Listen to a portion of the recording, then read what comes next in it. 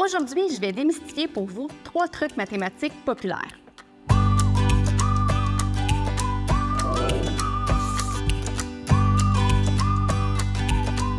Quand on multiplie par 10, on a juste à ajouter un 0 à la fin. «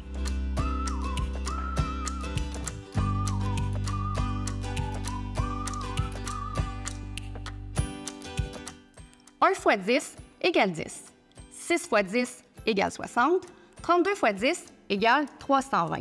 Je vois ici que le truc fonctionne. J'ajoute un 0 à la fin et j'ai la bonne réponse. Mais qu'est-ce qui arrive si, par exemple, je devrais faire 1,2 fois 10? Si je suis le truc, j'ai envie de faire 1,20 comme réponse. Mais ce n'est pas la bonne réponse. Et si maintenant je fais 1/2 fois 10, est-ce que vous sauriez où ajouter le 0 pour que le truc fonctionne? Vous voyez que le truc a ses limites.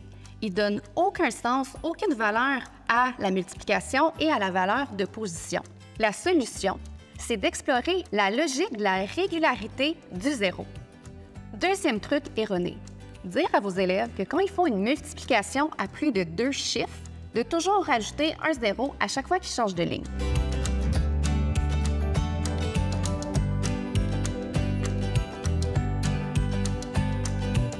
Vous l'avez sûrement déjà enseigné de cette façon-là à vos élèves.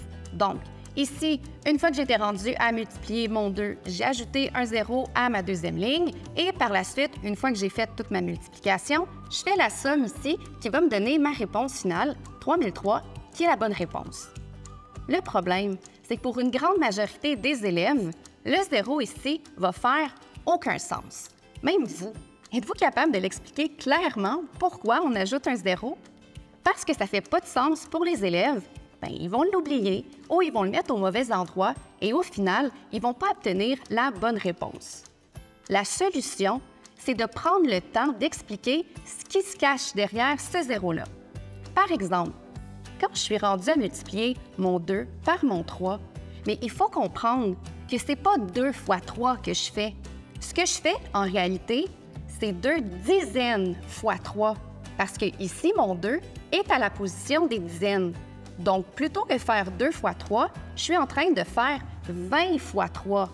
Et la réponse à 20 fois 3, c'est 60. Ah, c'est pour ça que je dois rajouter un 0. La même logique va continuer pour les nombres suivants. Et le truc, on devient plus 1 parce que les élèves comprennent pourquoi ils le font. Troisième truc erroné, d'encourager les élèves à utiliser le produit croisé alors que ça fait aucun sens.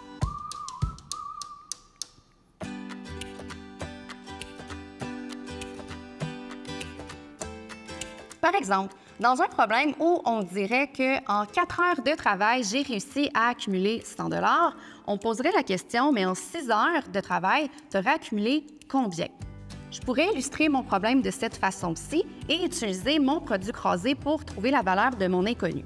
Donc, ici, j'irai multiplier mes 2 extrêmes et finalement, j'irai ensuite faire la division par ma 3e donnée, ce qui me donnerait ma réponse juste ici. Donc, en 6 heures de travail, j'aurais obtenu 150 $. Bien souvent, les élèves vont être capables d'appliquer le truc, soit de faire la multiplication suivie de la division pour trouver la réponse. C'est pas clair pour eux. Ils n'auront pas acquis le raisonnement proportionnel. Ils ne verront pas que, dans le fond, c'est des notions de fraction équivalente et de proportionnalité.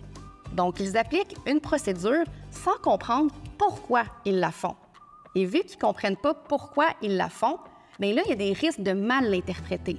Donc, la solution, c'est d'aider vos élèves à développer d'abord un bon sens de la fraction dès les premiers apprentissages, d'explorer ensemble les numérateurs et les dénominateurs communs. C'est là-dessus qu'ils vont pouvoir s'appuyer pour pouvoir construire leur raisonnement proportionnel. Et par la suite, quand les élèves cherchent à trouver la valeur d'un inconnu, plutôt que de passer directement par le produit croisé, proposez-leur d'utiliser le retour à l'unité. À la place de chercher à comprendre tout de suite combien j'ai fait d'argent en 6 heures, on va se questionner à savoir j'en fais combien à chaque heure travaillée. Et je vois que pour chaque heure travaillée, j'obtiens 25 $.